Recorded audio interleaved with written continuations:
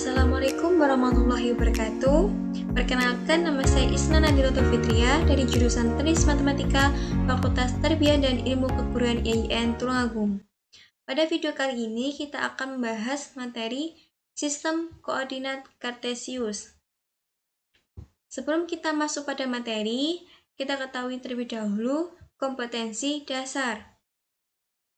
Yaitu yang pertama, KD 3.2, menjelaskan kedudukan titik dalam bidang koordinat kartesius yang dihubungkan dengan masalah kontekstual. KD 4.2, menyelesaikan masalah yang berkaitan dengan kedudukan titik dalam bidang koordinat kartesius.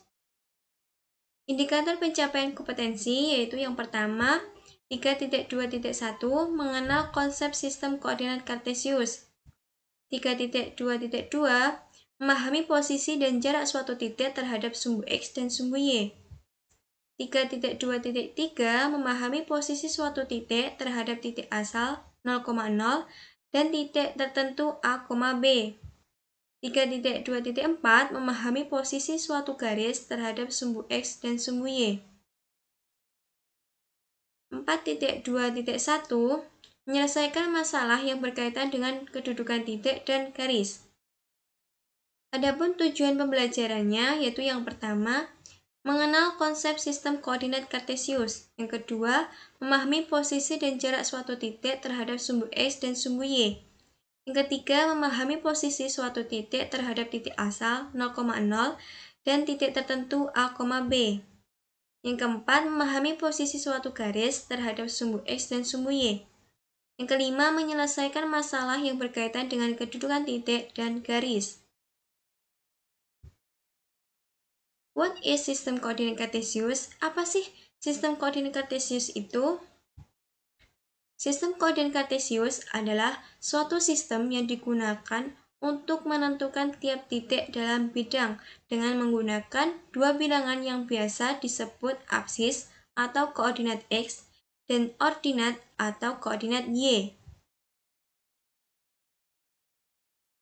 Titik-titik pada koordinat kartesius merupakan pasangan titik pada sumbu X dan sumbu Y, atau biasa ditulis X, Y. Perpotongan antara sumbu X dan sumbu Y di titik 0 disebut pusat koordinat.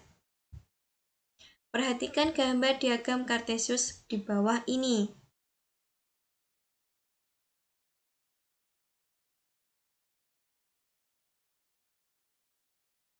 Suatu titik A dapat dinyatakan sebagai pasangan berurut X, Y, di mana X adalah jarak titik A terhadap sumbu Y, dan Y adalah jarak titik A terhadap sumbu X.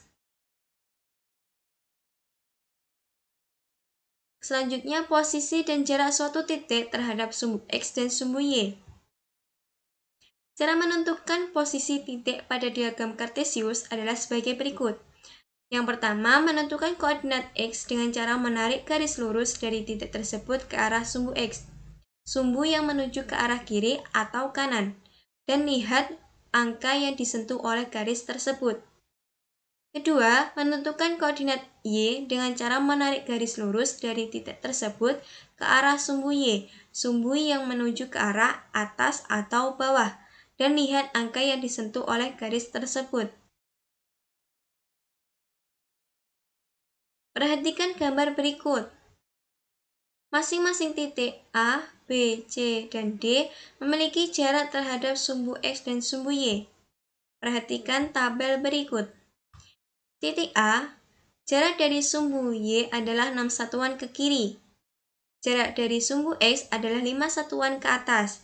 Koordinat titiknya adalah negatif 6,5. Titik B, jarak dari sumbu Y adalah 6 satuan ke kanan. Jarak dari sumbu X adalah 6 satuan ke atas. Koordinat titiknya adalah 6,6.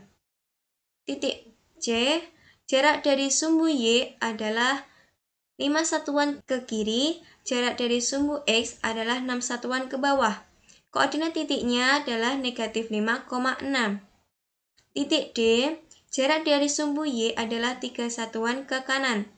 Jarak dari sumbu X adalah 4 satuan ke bawah. Koordinat titiknya adalah 3, -4. Selanjutnya sifat bidang kartesius. Sumbu X dan sumbu Y membagi bidang koordinat menjadi 4 kuadran, yaitu kuadran pertama atau kuadran 1, koordinat X bertanda positif dan koordinat Y bertanda positif. Kuadran kedua, koordinat X bertanda negatif dan koordinat Y bertanda positif. Kuadran 3, koordinat X bertanda negatif dan koordinat Y bertanda negatif. Kuadran 4, koordinat X bertanda positif dan koordinat Y bertanda negatif. Contoh soal. Tentukan kuadran berapa titik-titik A, B, C, dan D pada gambar diagram di bawah ini, dan tentukan tanda positif atau negatif dari X dan Y pada masing-masing kuadran. Pembahasan.